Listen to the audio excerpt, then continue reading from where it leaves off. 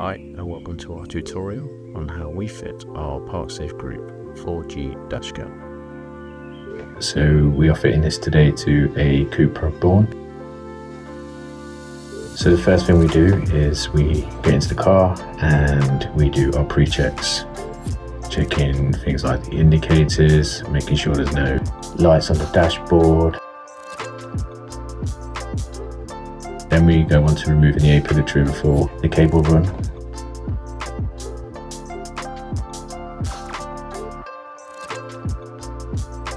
Be careful to obviously unclip the protective clip behind there.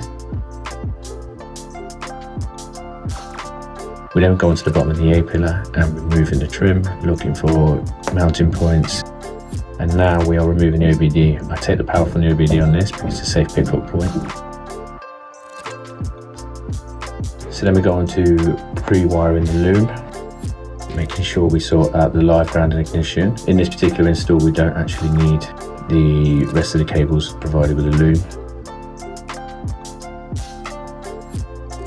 So we cut the ends off and then we take them back into the loom, making sure that there's no copper showing, making sure we're going to get no shorts anywhere.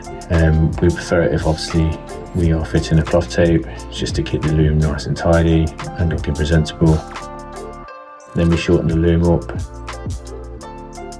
Then we place a nice cable tie around the fuse holders just to keep them safe, secure, and helps with anti-tampering.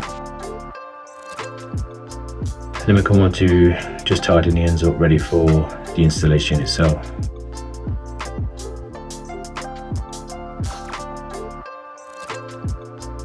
Now I'll move on to taping up the harness. So that is for an additional cam to the rear, so we just tape it into the loom.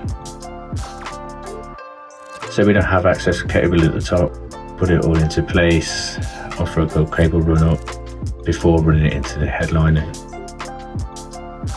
With this, we are running it down the driver's side, so we wanted to run it across the headlining, neatly pushing it behind, being careful not to damage anything.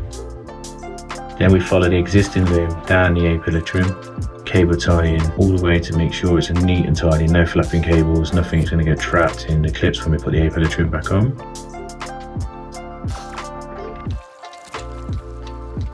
Making sure we cut the cable ties as we go, we don't want to leave any cable ties existing there.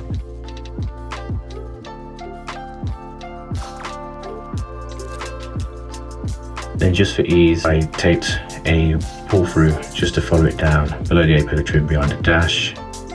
So we're not going to get snagged on anything, just for an easy cable run.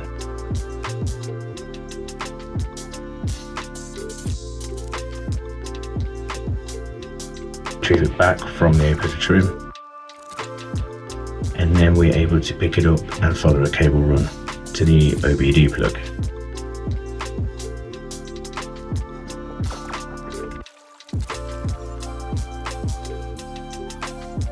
So then we go back on to replacing the A-pillar trim, making sure all clips are put back tidy, making sure we're not catching any cables.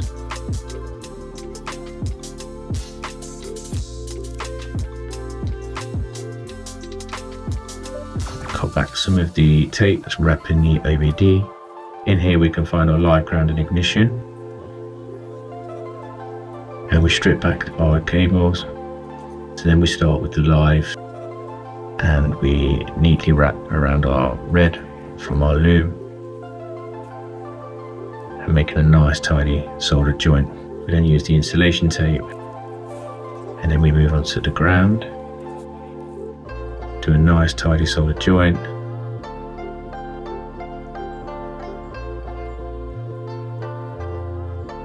and then the ignition live.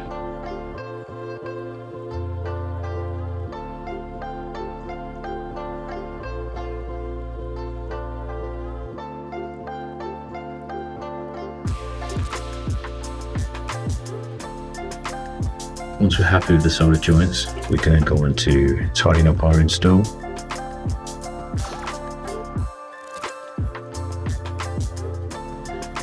We then move on to the cable management, so we follow a nice run underneath the dash, making sure not to wrap it around pedals or steering column or anything like that. So we look for the best routes to do so. Then we'll go on to the tidying of the rest of the loom. So obviously we've got excess cable, so we might make a nice sausage and then cable tie behind the dash firmly. Making sure that all the panels go back correctly as we found the vehicle. So then we're looking for the camera placement, and the camera placement should be in the swept area. So we give it a good clean there with an alcohol wipe. Then we tighten up the angle of the camera with the Allen key provided to make sure we're getting a good image and view of the front of the vehicle. And then we push the camera firmly against the screen, making sure we've got a nice true fitting. Then we come to connecting the camera, we line up the two triangles and then we push together firmly. Also taping the joint to make sure that no cables can come apart and we're not going to have any connection issues going forward. We then push the excess cable up behind the head lining, making sure not to ripple the head lining and making sure it's a nice tidy finish. After that we go on to testing the camera. Once we have tested the camera, happy with all the lights are working, happy it's working as it should, we do go on to the post checks, making sure the vehicle has no unwanted lights on the dash and everything's working as it should.